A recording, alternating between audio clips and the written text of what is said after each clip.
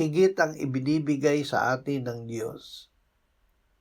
Sinabi ni Amasiya sa tao ng Diyos, "Ngunit anong aming gagawin sa 100 talento na aking ibinigay sa hukbo ng Israel?"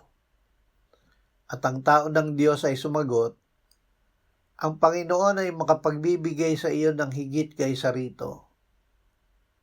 Ang tapayan ng harina ay hindi nagkulang o ang banga ng langisman ay naubusan, ayon sa salita ng Panginoon na kanyang sinabi sa pamamagitan ni Elias.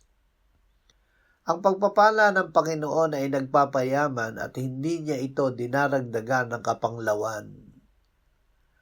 At pupunuan ng aking Diyos ang bawat kailangan ninyo ayon sa kanyang mga kayamanan sa kaluwalhatian kay Kristo Jesus. Salamat, O Diyos, na kami na nagtitiwala sa iyo ay hindi magkukulang dahil ang ibinibigay mo sa amin ay higit sa aming pangangailangan. Amen.